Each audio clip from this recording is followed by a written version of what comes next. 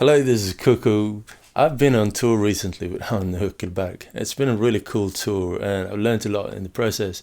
And one of the things when going on a tour, you want to make sure that you travel with gear that you could trust and synthesizers and sample solutions that you really enjoy playing with. And yeah, so in my case, I ended up selecting this one, the MODX6 by Yamaha. The MODX6, 7, 8, they're all the same, just the size. I think the 6 is very tool friendly and it's wide enough for most applications in my case.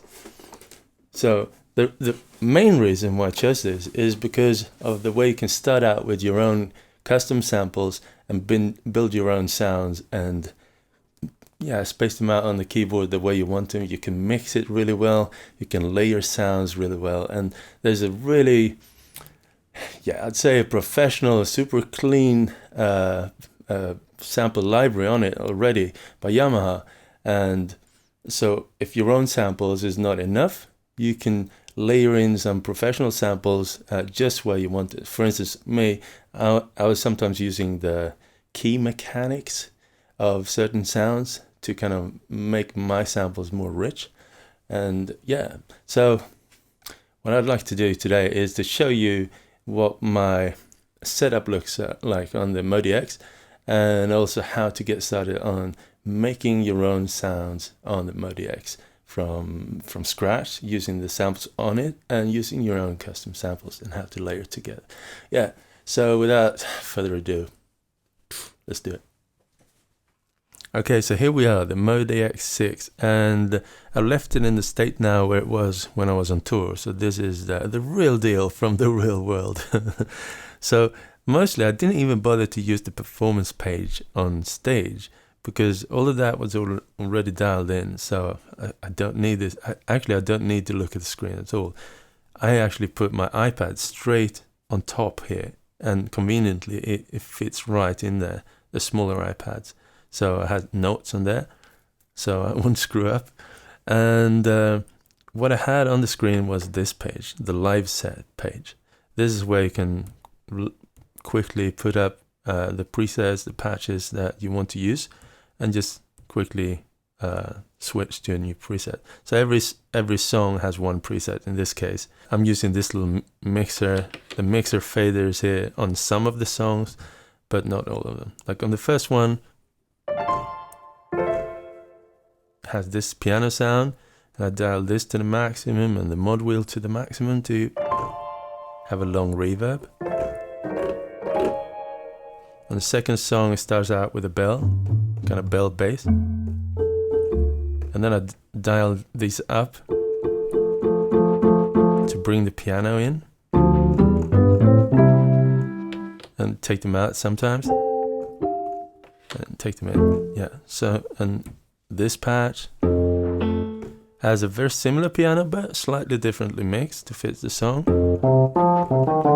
and it has this very kind of digital on-off sound, and that's a choice because the album sounds a bit like that. It sounds almost programmed.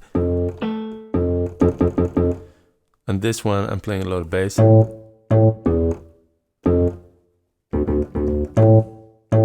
And then I have a second sample here, which I'm playing like.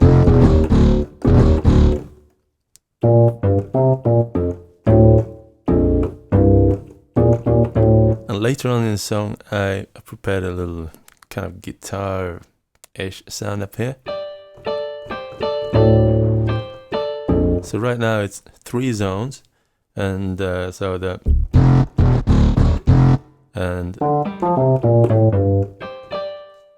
so that could be a patch. Another one here. This is it's got voices.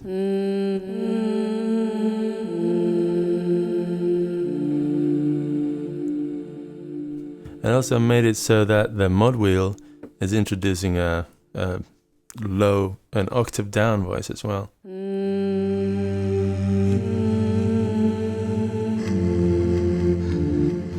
And this particular song has a lot of it's kind of dreamy and contemporary, I'd say.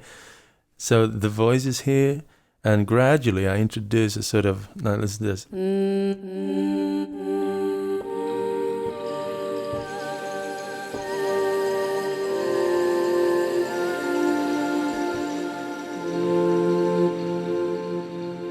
Kind of an atmosphere thing, and down here there is sort of a bell tower, sorry, which is also part of the arrangement, and down here is more of pads.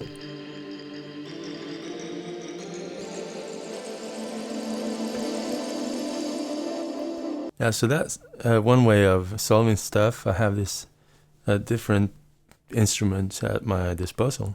This one has a very specific flute sound.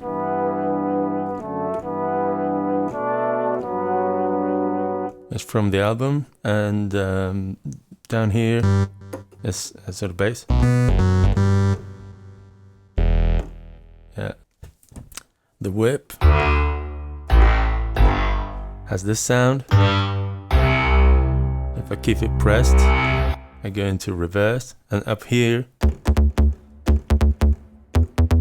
part of the arrangement, this is a Rhodes patch.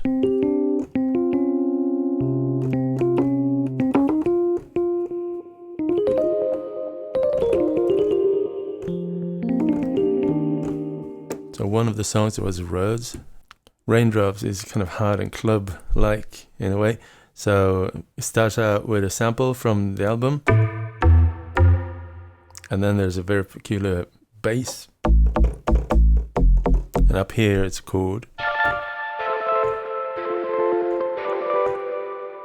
So yeah, well, I don't have to go through everything, but you get the idea. This is stuff you could do. So let's head over to the performance page and see what it all looks like there.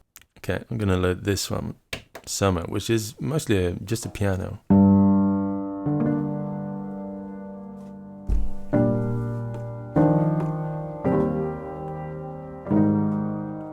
You can see here on the page that it's actually just two of the channels activate. So let's just isolate them and see what they are. First one is the sample coming from the album.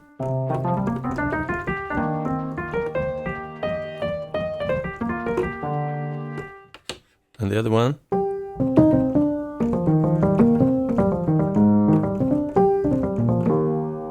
it's another piano sound, which is from my friend's piano that I sampled years ago. Now, this particular song, I felt like this was a bit too harsh, and I didn't really reach where I wanted to reach, because this is just piano and the vocals on this particular song. So I wanted it to be more emotionally, have a bigger emotional impact. So I wanted something like this. But if we take a look at this patch, we can hear that it's actually more than just a sample. So let's just press it right here and get a first glimpse of what a patch can look like, and then we'll go in depth and create our own. So push it right there, press edit, and this is what it looks like. So these are different pages of the sound. Of every element has their own pages. The oscillator, pitch envelope, filter, amplitude, and so forth. And some of them also have like sub pages like these. Yeah. So I'm going to go all the way up there to the oscillator and tune. And when I press a key now, you can take a look, pay attention to where this dot turns green. So two of them turns green. And when I release the key, this one turns green. So this is a key off sound. And this is these are key on sounds.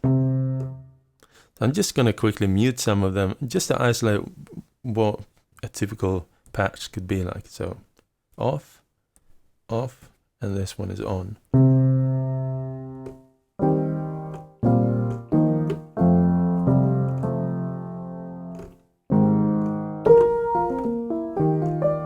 So I made it react to velocity.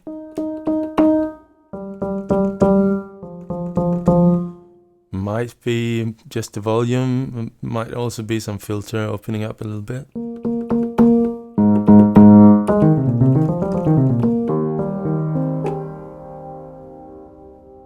Yeah, okay. And turn this off. I'm gonna take a look at the other layer there, or the other element as it's called.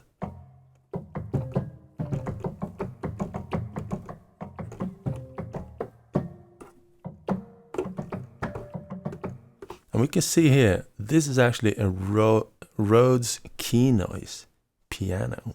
So they've recorded the actual mechanics and the key bed of a Rhodes, and when you press it down lightly.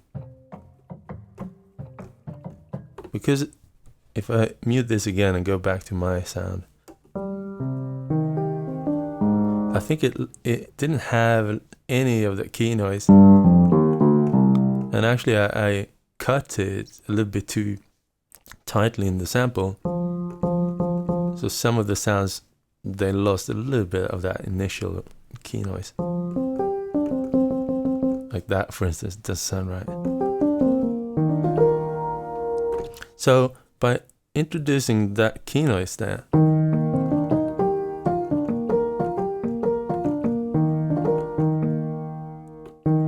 without, with, it has a bit of a more physical presence. So what about the last one? Okay, I'm going to turn these off now. Off, off, and the third one on.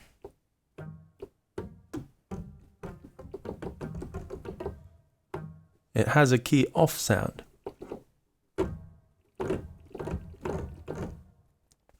And it's also coming from the MODX library, and it's a particular smaller grand piano called the S6, the Yamaha S6 flat key off stereo.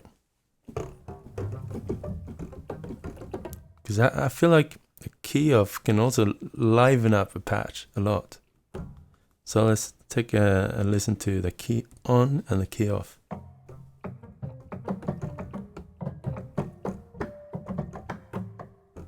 Nice. And then with my sample.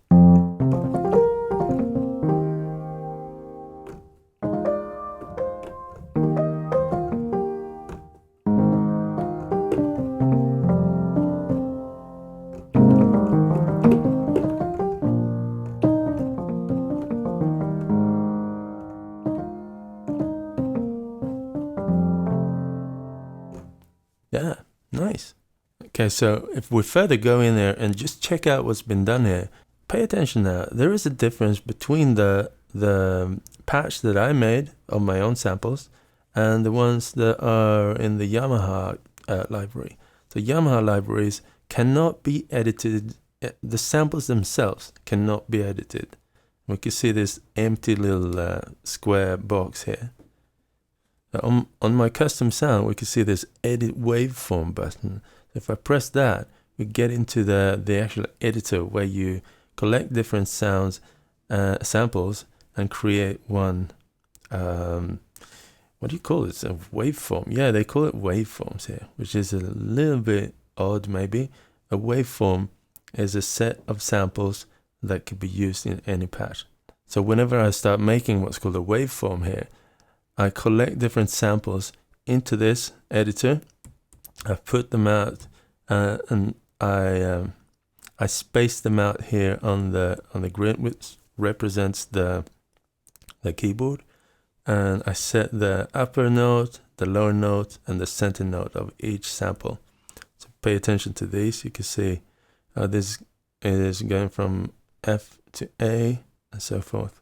And as soon as you make one of these, it's instantly saved as a resource. So this is now saved in the waveform 8. So whenever I need this particular set of samples, I just go in there and recall waveform, the user waveform number 8, and then it's here. It's also quite convenient to search for these as well. Okay, so now that we've seen a patch, let's start it from scratch again and build up our own patch. Before we do that, I just want to take a moment to talk about the memory structure or something like that. There is something called a performance. A performance is a patch. If you load a performance, you'll get everything back exactly where you had it. It's all of the sounds, all of the settings, everything, all of the tracks, everything is stored in one performance. The tricky thing that I thought was a bit difficult to grasp in the beginning was, if I start out with a blank performance, I could import a performance into a performance. That is not creating a reference link or something to the original performance. No, it just imports the settings of a performance, and it occupies the first available tracks. And then you can import another performance, and it will occupy the first available tracks. And in the beginning, I thought it was somehow linked to the performances. But once anything is loaded into a performance and anything is made and you save it, it's going to be a unique performance, its own performance. There is no reference links to other performances. However, if you're using waveforms, a waveform could be either Yamaha's waveforms. You cannot change them. They're set. It's ROM. And so whenever a waveform is used, the same instance is being used every time you use that particular waveform. If it's like a grand piano, you're using that very instant every time you use that waveform. So that is not going to be duplicated and take up a lot of space. It's just a reference to that waveform file. However, if you're using your own waveforms, that you have imported your own wave files and create your own, you map them out on a keyboard the way you want it. Every time you do that, it's the same there. It's not going to be duplicated, but because you can edit your own waveforms, the next time you go in there and edit your own waveform, that edit will be reflected on every instance every performance that is using that particular waveform. I just wanted to get this out of the way so you know that if you load in your custom samples and then you load in the same custom samples in another patch, and you feel like, oh, actually I would like to change it just for this sound, don't do that, because it's going to impact the other performances using the same waveform. Okay, I hope you understand. If you don't understand, listen to it again. Just be careful if you're editing a waveform, because it'll impact every performance using that waveform. Okay, so let's initialize a new clean performance. The way to do that, there's many ways to come to this place. One way is to press category. That will instantly bring you to this place where you can search for patches. Press initialize there in it. And what I want to make now is a synth based on samples. So I'm going to use this one. It's the AWM2 engine. These are different engines. This is the sample based stuff, and this is the FM synth stuff. Okay, so let's do it. It's already done. So I'm going to go back to the performance now. This is a clean slate. We're starting out with this sound. And you can hear it's a piano. It's a very basic piano patch. There's no fancy settings set up on this patch at all, anything. So we can see there's something going on track 1, and all of the other tracks are empty. So let's press this one. Actually, every little square there could be pressed, and they mean different things. So I'm pressing this, where you can see the little synth icon there, AWM2. I press in this place, and I press edit. That brings me to this edit window, and we can see what it looks like. Actually, one thing that I want to do before I do this, let's exit this by pressing this little arrow there, is turn off the reverb. The reverb, that is, you start out with this very glossy reverb. I'm going to go to mixing, and we can see reverb send up there. it's set to 12. I'm going to press that 12 and dial it back to 0. Okay, so now it's truly clean. Okay, I'm going to go to home again, press this, press edit, and now we're in this edit mode again. So on this first page here, the oscillator and tuning page, this is where we start out with importing samples and doing our waveform. Right now, we're using this waveform here. You can see the first row there. It says presets, number 1, category piano, subcategory piano, name. If we press this row, you can start dialing here. There is I don't know how many thousands, I think. Yeah, whoa, you can say 5,000. Okay, so there are actually, this is insane. Yeah, over 6,000 different, some sort of, okay, you get up to the drums. Yeah, so thousands of sounds that Yamaha provide you with. And in the beginning, I was like, how do you even find this? But you go here. If you want to find a specific waveform, category search, let's search for a keyboard, and I think, yeah, keyboard, Rhodes. Let's see. There's a Rhodes.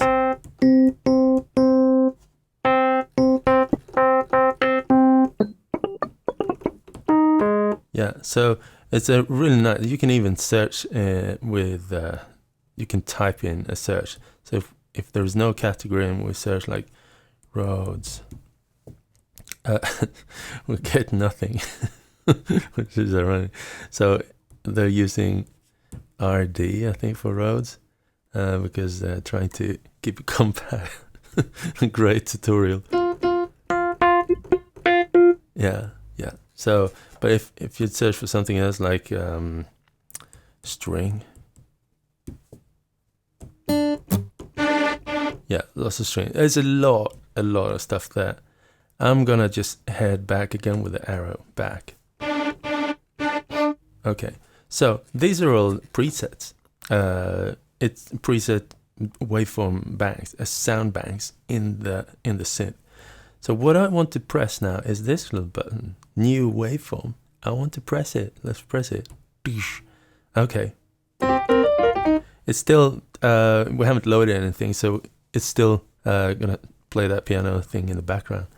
So we want to load a sound now. How do you do that? Well, conveniently, I've prepared some files on this memory stick. Yeah, so let's insert it and see what we have. I think it's around here. There you go. Okay. Insert it. It's connecting to USB device. Let's go back again and do it one more time. New waveform. We'll come to this page here, the load page. And it's instantly recognizing now the little memory stick that I inserted there. It's called ModMate. And I'm going to press it. This is just a browsing. You can just browse some folders and WAV files. So let's see. C circuit there. Let's see what I have there. Circuit 2. I have some different sounds that I created on the Novation circuit. So I've done it like this. Lots and lots of sounds. I've sampled every key of a particular sound. I don't know if you can actually preview sound here. So I'm just gonna go somewhere like random. Maybe 30 should be a bit up the scale. It's going to import the sound. Okay. So that sound is now loaded into it. And because we loaded it in, we pressed new waveform, it was loaded in, it is instantly saved. I don't have to save. There's no way to press save in the waveforms. They're instantly updated and saved. But now we have a new little box here. It says edit waveform. So we can see up here, it says user number 34, category nothing. And we got this wave file as our name. It's actually been imported now. I can remove the memory stick and it's in the memory of the synth now. Let's edit it, see what happened with it. Okay, I'm gonna push the piano and see what note we actually got there. I'm gonna press C here and see on the piano. So that was corresponding to F. So in order to move this to be on the right pitch, it doesn't detect this automatically. I need to make notes on the files or just listen to it. I'm gonna change the center note of this sound now. There we go. So that was an F.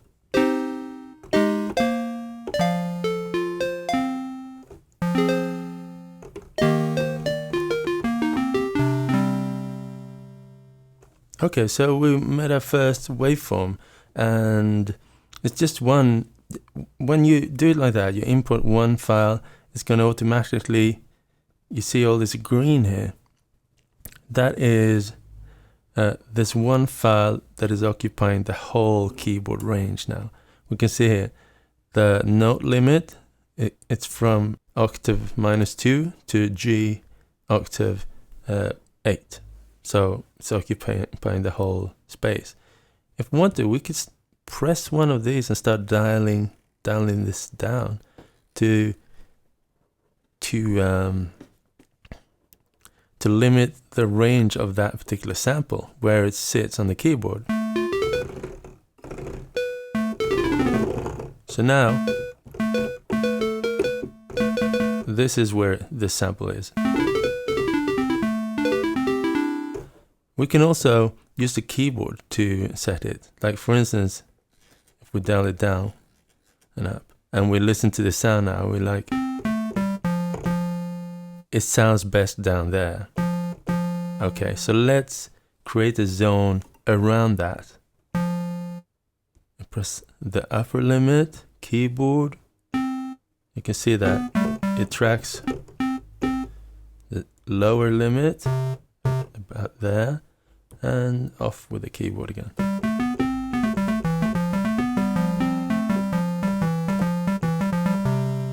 Okay, so now if we want a higher quality sound up there, we just press the add key bank.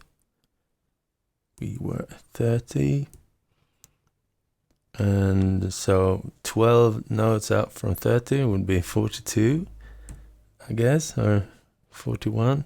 Okay, so what happened now when I loaded it in was that the same thing happened. It was just putting itself all over the whole keyboard.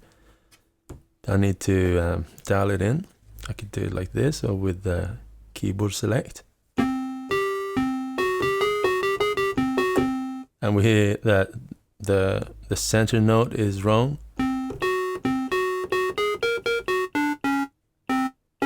It was also an F. And we can hear that it was a bit more brilliant, the brilliance in that sound there.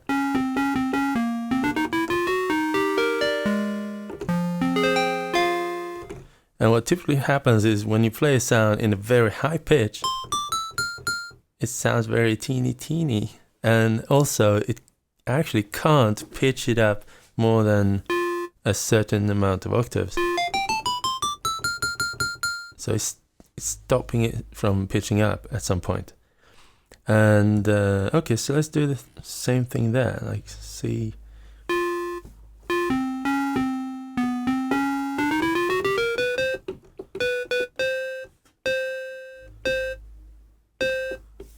Okay, another one. Add a key bank.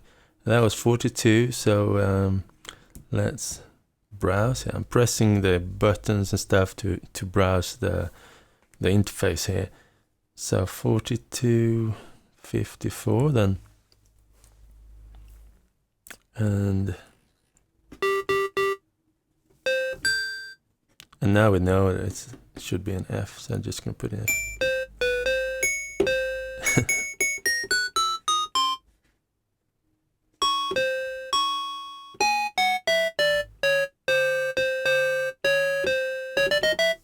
Okay.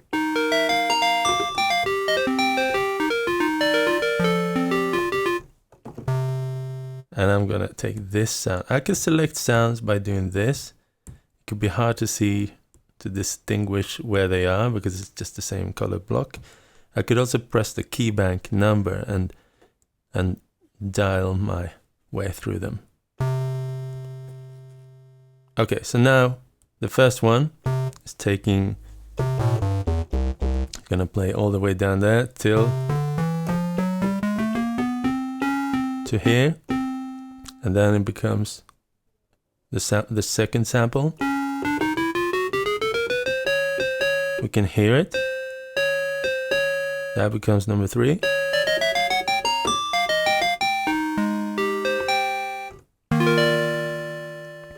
And when you do it like this, you import a wave file. There is no way that I know of putting loop points and stuff into the wave files. It's just a wave file, and it imports like this, and it's going to play the wave file from start to finish. However, if you use some custom tools, you can create waveforms that has loop points as well. I don't have those tools, and I don't think Yamaha provides these tools for free. It's some third-party developer, but that is also an option. Okay, so this, let's give it a name. I'm gonna call it Circuit Cricket. Okay, so now this waveform has a name. Maybe we could even give it a subcategory. Can we do that? How do we do that? I don't know. Okay, so let's give it a category, synth lead, subcategory, digital.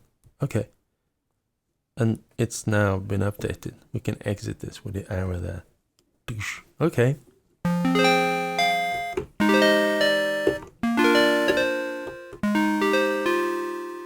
So with this sound, what can we do to improve on the sound? It sounds a little bit basic, and maybe a little bit teeny. We could beefen it up a little bit, and we could try out the filters as well. And also we can make it respond to velocity in different ways. Let's first check the filter type. Okay, there's a lot of different types you can choose from, and they all have cutoff and cutoff velocity, but some of them have more settings.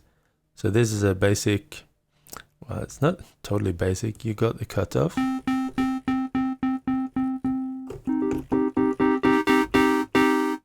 And the cutoff velocity. If I just add it to this,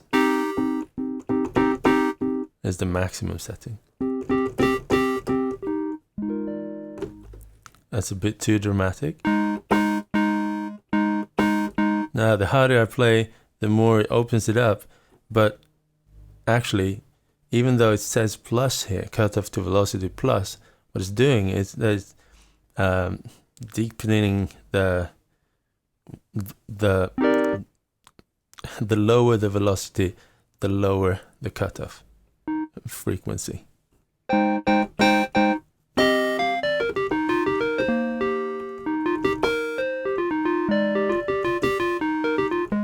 Maybe something like that. Maybe it.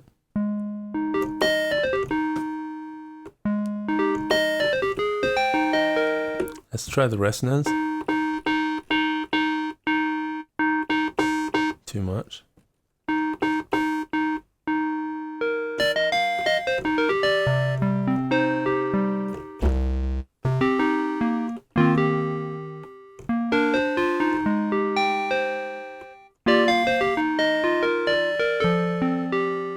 Okay, it's not too bad. I'm just going to check out this section, which is the high pass cutoff. It's not displayed, but okay, I'm not going to use that. What you can do, however, is to use cutoff key tracking. And it's actually set to,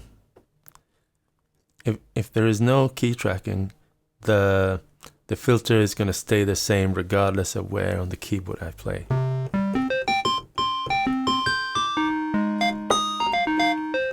But if I add it like this, it's going to open up the filter the higher up, and close it the lower I go. This is sometimes you actually need to reverse it in order to protect yourself from going very ear piercing up here.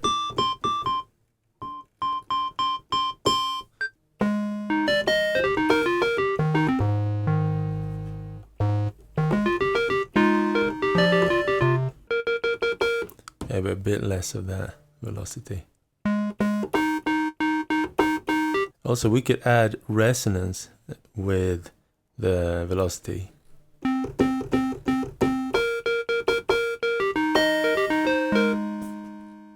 Maybe a tad of that. So we come to this point where we're like, okay, that's a nice sound, but it's nothing special at all. How do we spice this up? And we could do it many ways. We could do it with the EQ and stuff. But what I want to do is to show the power of the sound engineer. So we made this one little patch. It's very simple.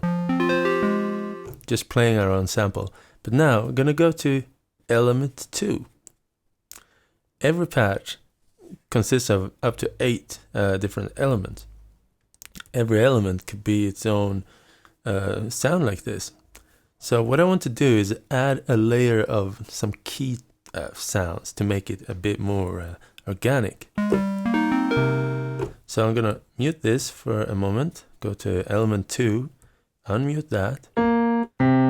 We've got this patch again. Let's go to this search field here, category search, and I want to search, actually, let's go to keyboard, maybe piano. I can search for key. See if we get something. Key off.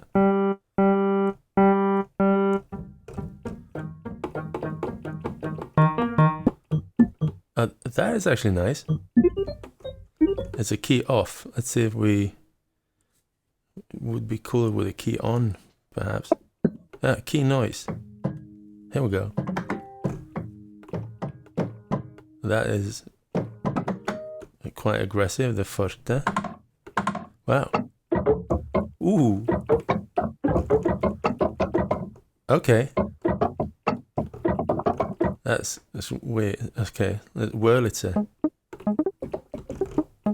Key off, key noise, Wurlitzer. That is nice. I think this would go really well. It even has some of the Wurlitzer sustained sound there. Okay, let's, we're happy with that, go back. So now we have this sound. And then we have the key noise from a Wurlitzer. So together.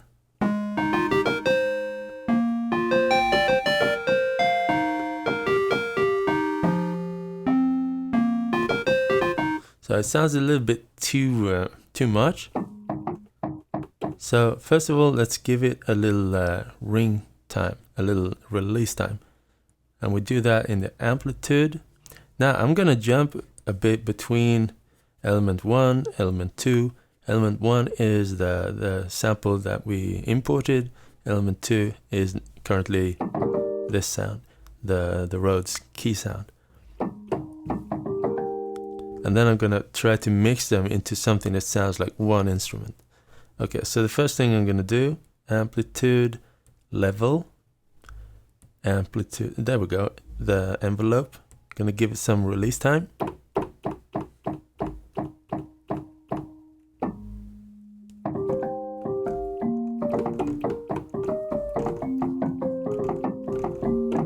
Okay, I'm also going to give,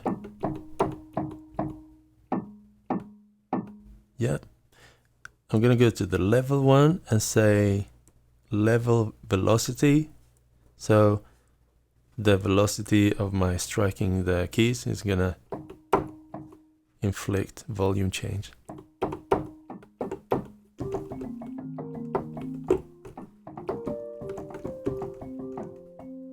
Okay, that's nice. Okay, maybe that's okay for now. Okay, so let's listen to these together.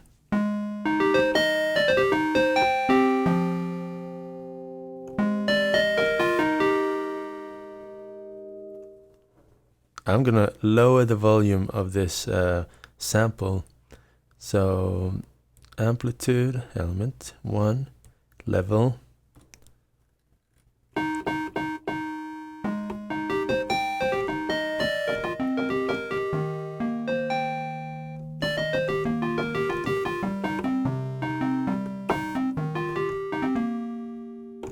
So how about adding a key off sound as well? That would be nice actually. So element 2 is currently using the Wurlitzer key noise. I'm going to go to element 3. Actually, I'm going to mute these just to hear what I'm doing. Element 3 on. I'm going to go to the search field again and search for maybe I'm going to search for off. Maybe that's enough to get a lot of key offs. So Rhodes key off. Whoa. Wurlitzer key off.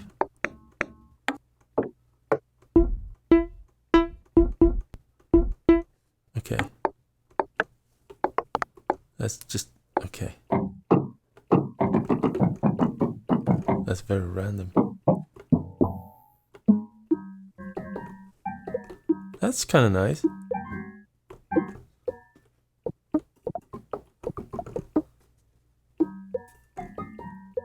How about the Rhodes? Wow. Powerful mechanics.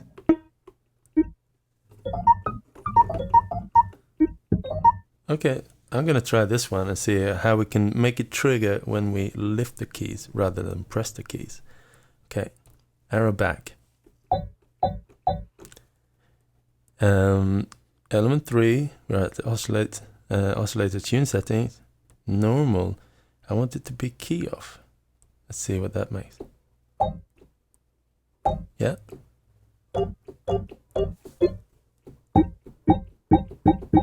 Cool. I'm going to turn everything on now and see what it sounds like together. And keep an eye on the volume of this element 3 now. Amplitude. It's way too loud.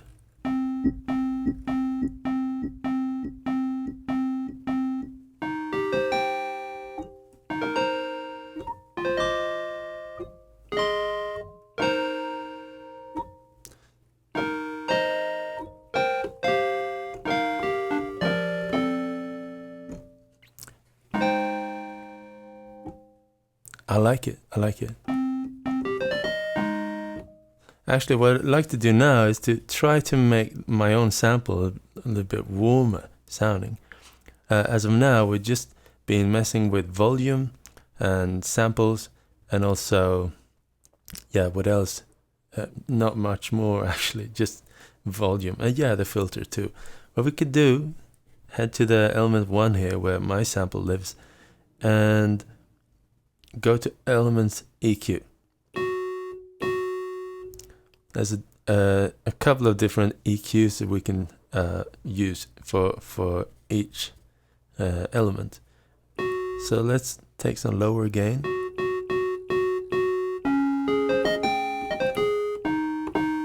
Maybe less of the top.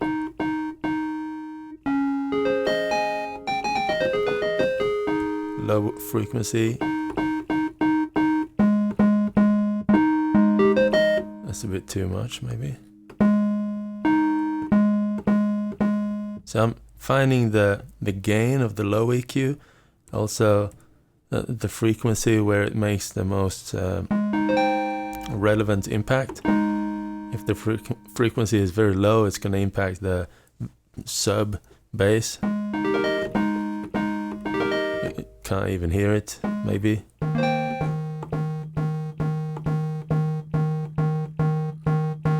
So maybe around, I don't know, there.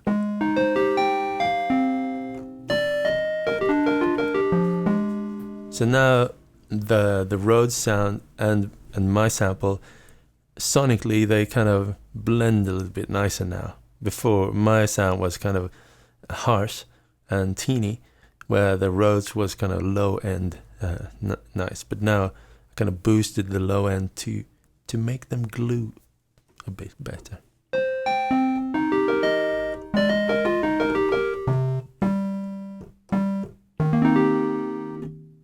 Okay, so now that it sounds more, that it works together, I could actually go in there and raise the volume of the key off, I think, because now it doesn't sound out of place anymore. So amplitude, element 3, oops.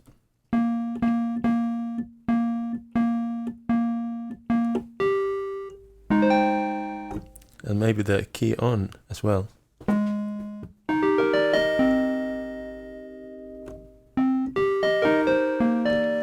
I'm gonna go on the key on and element EQ because I want to gain it. I think there is a gain here. I could just go, let's see, boost. I could just boost it, like boost it 6 dB.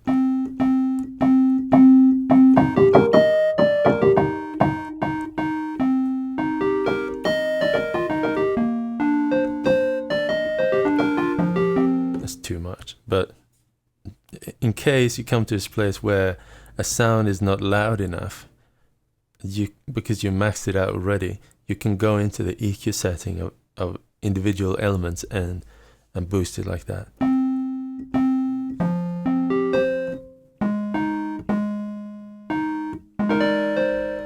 So right now I'm thinking it would be nice to have a sort of stereo feel for this. It sounds very mono.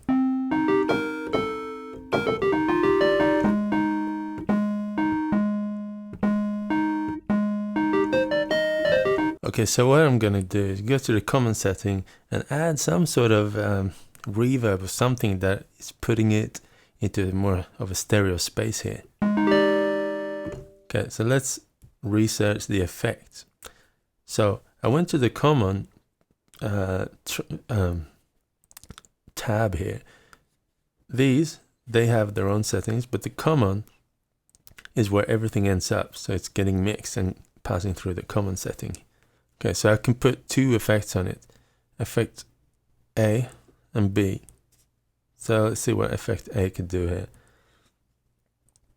We've got reverbs, we've got chorus. We could check out the choruses and see if there's something that's nice.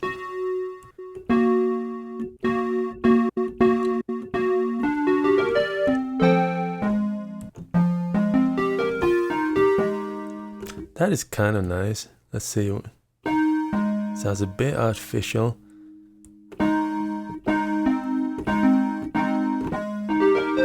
No, it sounds a little bit too artificial. Well, they have different presets. I don't know. I'm gonna try the reverbs. Room. Gonna dial it all to full on. So you can read the title of every setting here. Reverb time, make it shorter.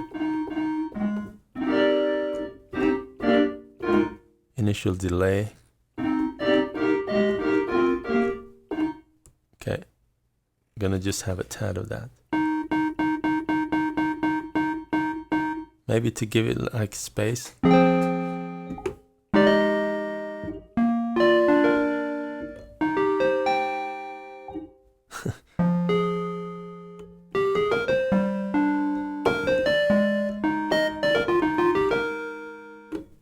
Okay, it's not too bad. How about effect number 2? There's a lot of effects there. Many of them are a bit dramatic. Let's see. How about the lo-fi stuff? Whoa. It's crazy.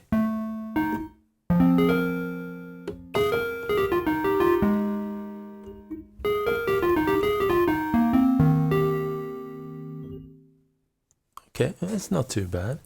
Let's see the lo-fi with sampling frequency, where it links.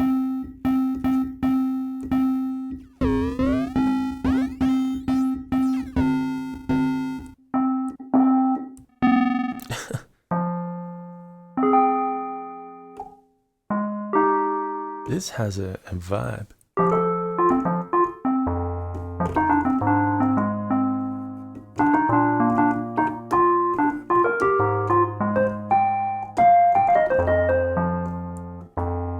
A little bit less of that, maybe.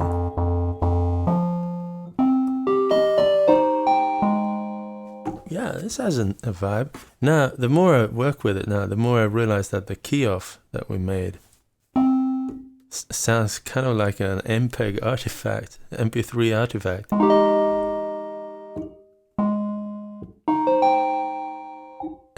So I think what I'll do is, in the filter section there, cut it off on the bass a bit.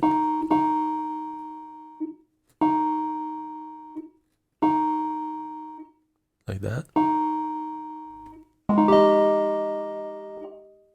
To make it less of that low frequency.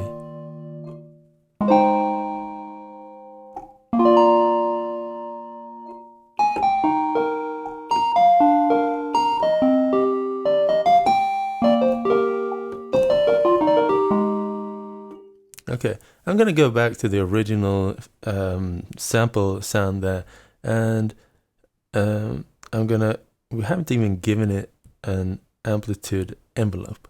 So I'm going to do that, give it a sharp attack, then we're going to sound like that.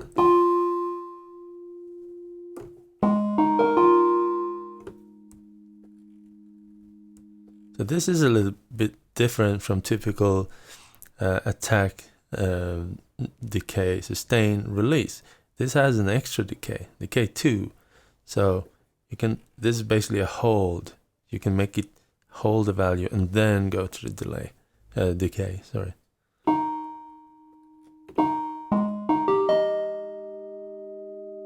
So now we hear the release.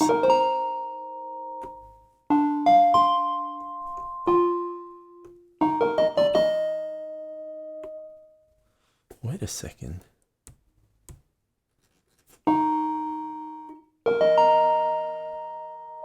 That's a bit weird. This is actually making a change on element 3 as well. What is... So we can't hear element 3 now. The element 1 has a very aggressive... Okay, that's weird. Let's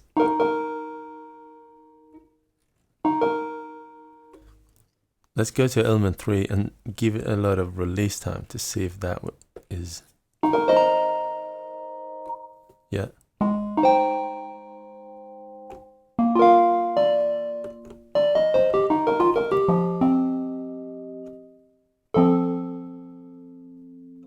It's a bit weird actually. That's element 1, oscillator, element group. Okay, let's give it its own group. Let's see if it's... Okay, now we can hear it. So the element group turned out to be an important factor when it comes to key off, because if it was in the element group, the same element group as the other ones, the key off was inheriting the released, the envelope of the other. Yeah, that was a bit weird actually. So element 3, the key off, let it have its own element group.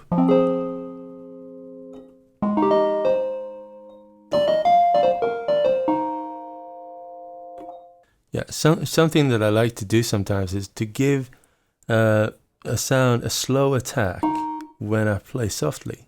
So when I play softly like this, I would like it to sound like this.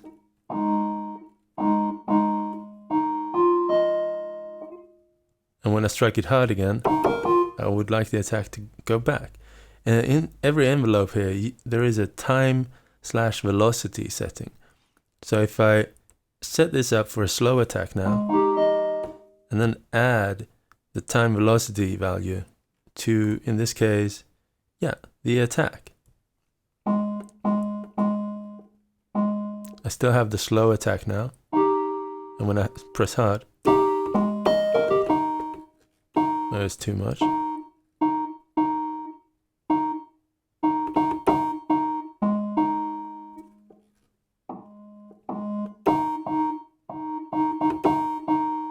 Something like that.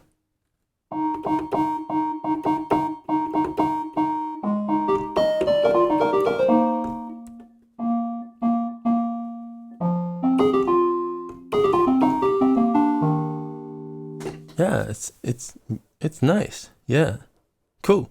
So now, if we're happy with this, I head over to the little house there, and we can store it. I'm gonna press store, and store as a new performance, and I'm gonna give it a name. I'm gonna call it say Cricket. Very strange name, but that's what came to mind. So now we have a whole new patch here. It's called C Cricket.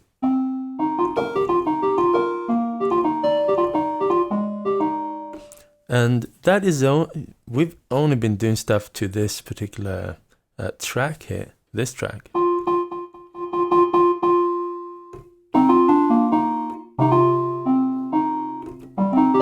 But there is also a master setting. Remember, when I press the mixing to get rid of the reverb, we can bring the reverb in now if we want to. So now it's sending this sound to a reverb effect that is on the master over here, on the master track. I think that is a little bit of a glossy reverb, so I'm going to go here to the master and edit the master. And let's see the effect down here on the tab again, and see what kind of effect is there. It's a Rev X whole. Reverb. Let's see the settings. It's a little bit glossy. Let's see what other reverbs we have.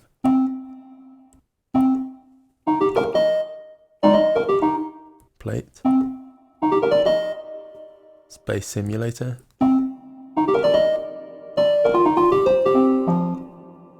That's not too bad.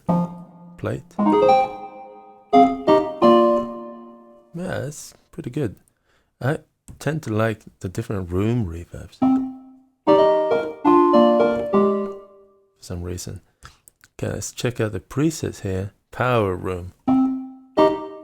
Just room. Okay, I'm moving too fast maybe, but yeah, now we're editing the master reverb setting. Let's make it longer.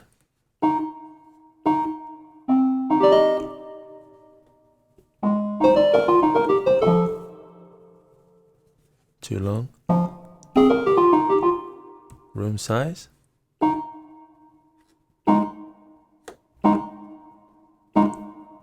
Initial delay. High ratio.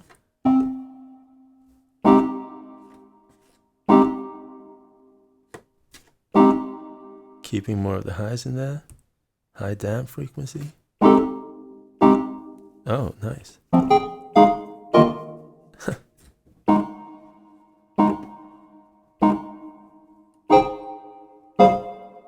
EQ low gain.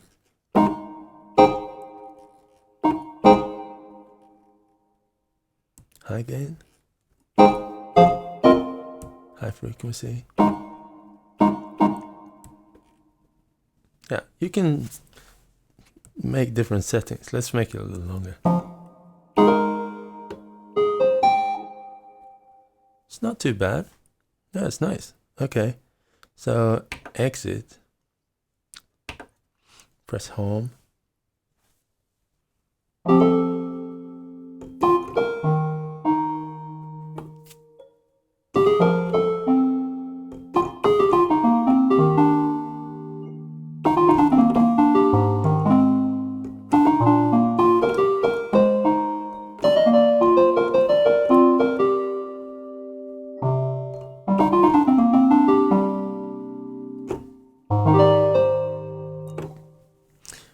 Nice. I'm going to store it and overwrite. Yeah. So now it's saved. So the way to find this now would be to, again, go to the category and search for a sound. So in order to find the stuff that you saved, you go to user. And these are all the stuff that I've saved. And there it is. See Cricket.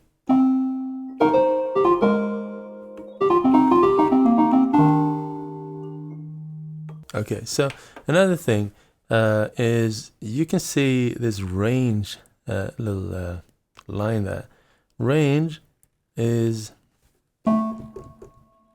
when you place a sound on a certain zone. You can divide it up into zones. You can overlap, you can make it just one zone and have like a bass down here. You can have a keyboard up here, a specific sample up on the very last note or something. And it's very simple to do. So for instance here, we can make the top end to the very, well, maybe you can't even see it up there, can you? Okay, yeah, to make the top note this high. That would mean that when I press the C there, it's not even going to send the note to this particular layer. I can make another layer that has just one sample up here on this one. That way you can kind of isolate the little zone for playing some sort of specific samples or backing tracks or something. Okay, what I want to do is just talk briefly about how a typical piano patch is made. If you're going to make a really good piano patch yourself, you'd like to create different layers, not only like key on, key off, and the main layer, but also different velocity layers. Yamaha's own waveforms, they have this already. So if I go to a piano and I load one of their pianos, let's say acoustic pianos. I particularly like the S6. They're very clean though.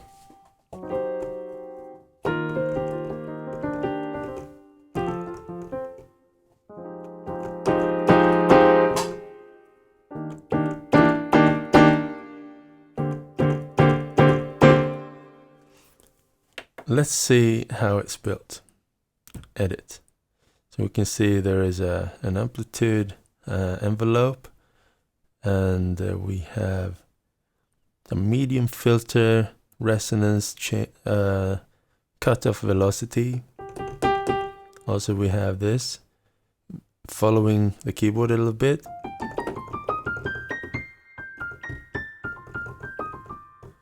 Let's see what else.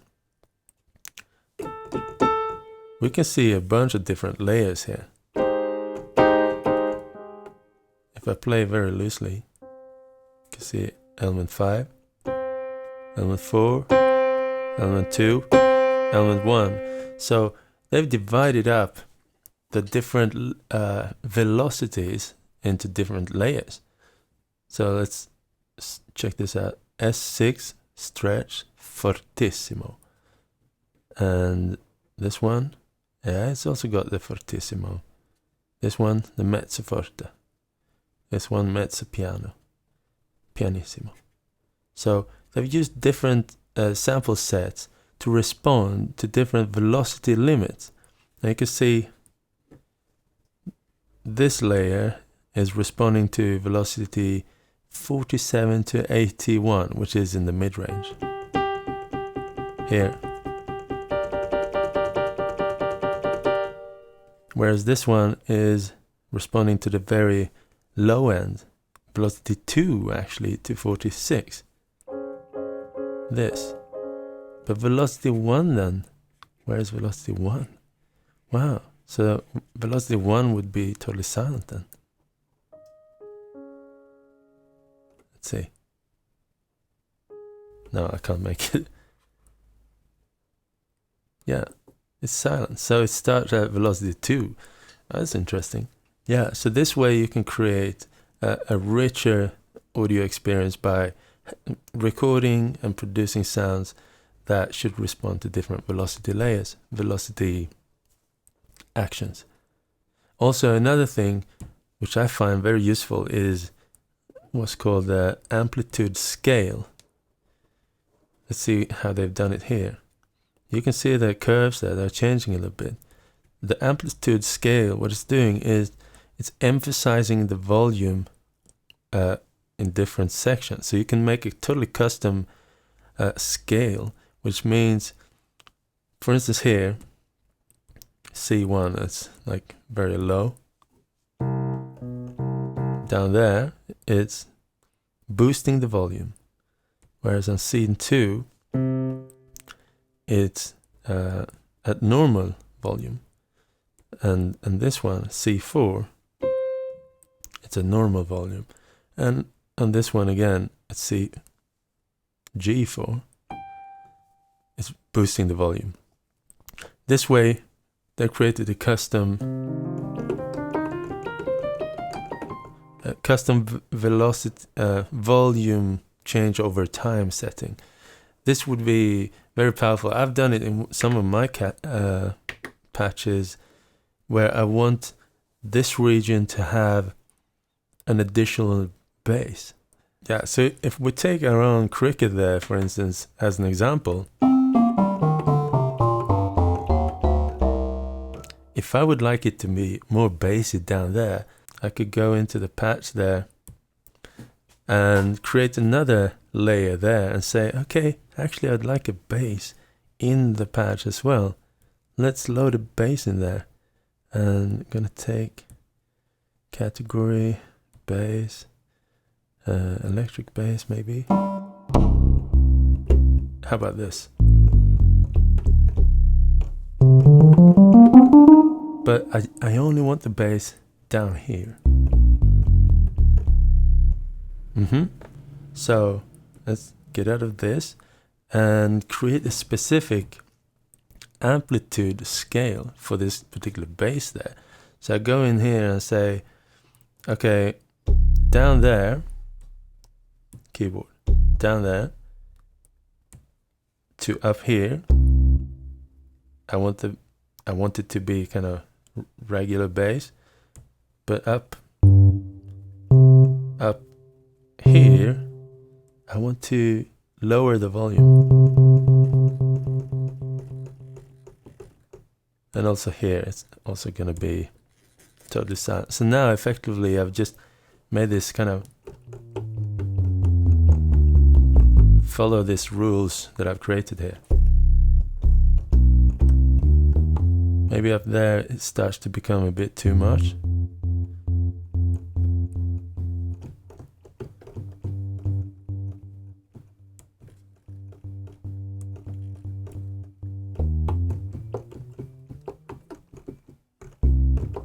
Okay, so let's listen to this together then.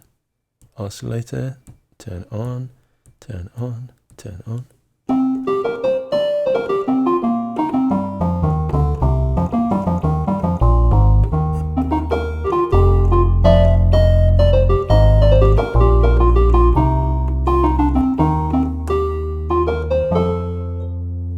Maybe even less. So element 4, amplitude scale. Even up here, I'd like it to be totally gone.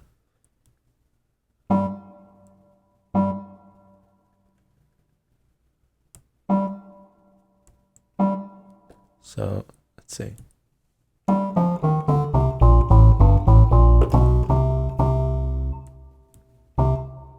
So now we've got a bass over here, which is fading out in this section.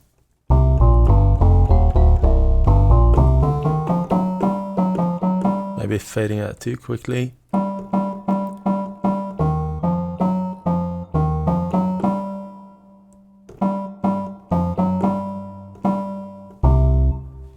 Yeah, that is a very nice option. Actually, when I was playing live, I had this issue that I only have 2 hands. I don't have 3 hands. But sometimes I'd like to play the bass in addition to the piano. So what I did, I mean, it would be nice to have a 3rd hand and play a separate bass line, but sometimes it's more about the sound. You need a kind of a bass foundation to land on. And in that case, it might be sufficient to just double in a bass down here in this register.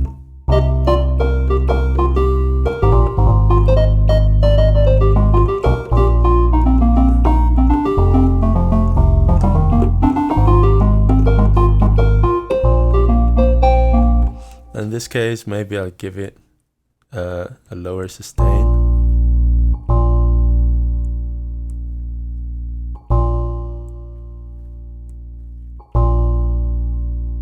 And then overall, maybe lower volume. Oscillator amplitude level lower. So now